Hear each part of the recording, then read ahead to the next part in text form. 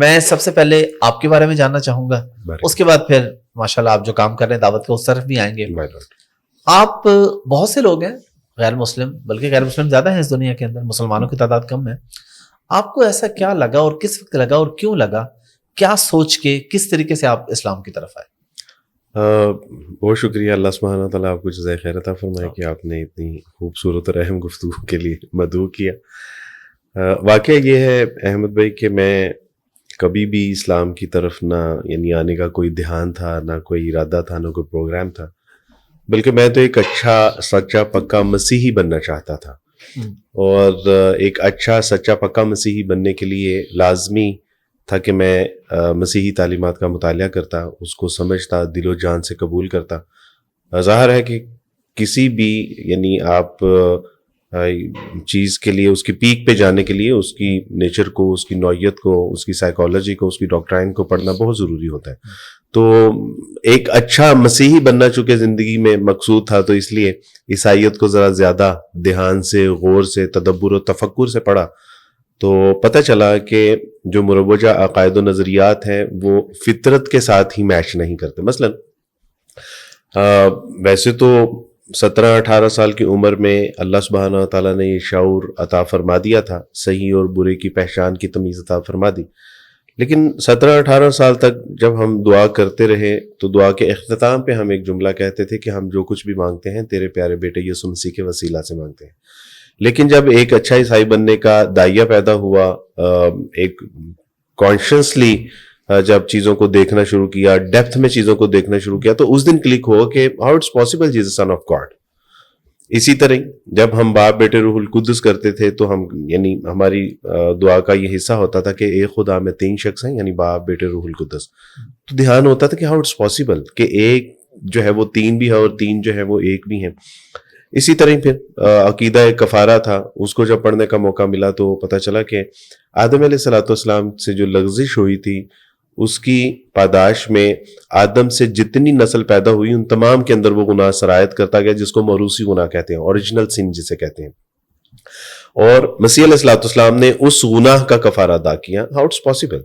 اور جب میں نے اسلام قبول کرنے کی بات گھر میں کی تو میرے والدہ نے کہا کہ جس مسیح نے تیرے گناہوں کا کفارہ ادا کیا ہے تو اسی مسیح کو آج خدا یا خدا کا بیٹا ماننے سے انکار کرتا. میں نے کہا میرے کون سے گناہ, یعنی میں تو اس وقت تھا ہی نہیں اور میرے کوئی گناہ ہی نہیں تھے, تو میرے کون سے گناہوں کا کفارہ. کہا کہ وہ جو تھے, جو ہے اور جو ہونے والے ہیں, ان تمام گناہوں کا کفارہ.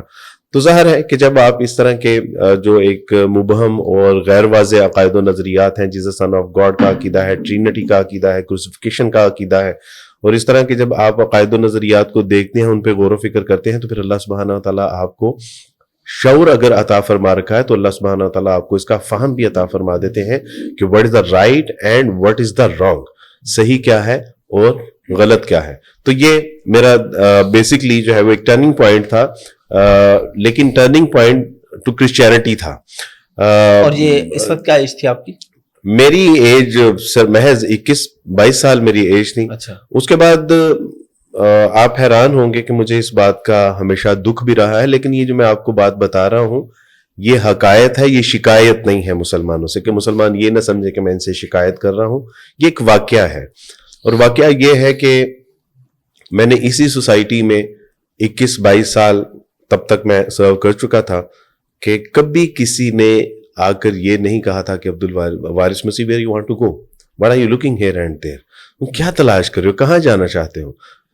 میں نے عیسائیت سے جب دل برداشتہ ہوا تو میں نے ہندو مت کا مطالعہ بھی کیا, میں نے سکھ مت کا مطالعہ بھی کیا, میں نے شنٹوازم کا مطالعہ کیا, اور دیگر جو مذاہب ہیں, ایون دو کہ قادیانیت کو بھی میں نے پڑھا, لیکن کہیں کوئی تسلی نہیں تھی. اور ایک وقت ایسا آیا کہ جب میں اس بات کا یقین کر چکا تھا کہ یہ مذاہب جو ہیں یہ محض جو ہے وہ انسانوں کو کیپچر کرنے کے ذرائع ہیں, مگر نہ اس کا کوئی حقیقت کے ساتھ تعلق نہیں ہے. اور میں ایک وقت ایسا تھا کہ ایتھیزم میں فال کر گیا. لیکن ظاہر ہے کہ جب آپ کی فطرت زندہ ہوتی ہے اور وہ آپ کو یہ احساس دلاتی ہے کہ کوئی تو ہے اس کائنات کا جس نے زمین و آسمان کو پیدا کیا ہے, جس نے یہ رنگ و روپ, زمین و آسمان, چاند, ستارے, ہوائیں, فضائیں, نہروں, اب یہ جو چشمے ہیں, ندیاں ہیں, نالے ہیں, بحر و بر ہیں, دریا ہیں, کوئی تو ہے جس نے اس کو پیدا کیا, لیکن وہ کون ہے؟ تو الحمدللہ اس کے بعد پھر اللہ سبحانہ و تعالیٰ نے مجھے توفیق عطا فرمائی کہ میں اسلام کا مطالعہ کروں. اور first time in my life جب میں مسجد میں گیا اور میں نے ان سے کہا کہ مجھے قرآن مجید چاہیے, تو انہوں نے کہا کہ کیا کرنا ہے؟ انہوں نے کہا جی پڑھنا ہے. تو انہوں نے کہا کہ آپ کے گھر میں نہیں ہے؟ تو میں نے کہا کہ میں تو ایک عیسائی ہوں. تو انہوں نے کہا کہ اگر آپ عیسائی ہیں تو آپ مسجد میں کیسے داخل ہو گئے, اور اوپر سے آپ قرآن پڑھنے کی بات کرتے ہیں, یو کانٹ ٹچ اٹ, آپ تو اسے ہاتھ بھی لگا سکتے بیکاز یو آر کرسچن. تو بڑے بے آبرو ہو کے تیرے کوچے سے ہم نکلے کے مزداق. تو اس کے بعد اللہ سبحانہ تعالیٰ کی توفیق سے میں نے اپنے دوست سے کہا, انہوں نے مجھے قرآن مجید لا کے دیا, میں نے پڑھا. اور شروع میں مجھے بالکل اس کی کچھ سمجھ نہیں آتی تھی, جیسے کہ آپ کے علم میں ہے ماشاءاللہ, آپ کا تو قرآن کے ساتھ ایک بڑا گہرا تعلق ہے.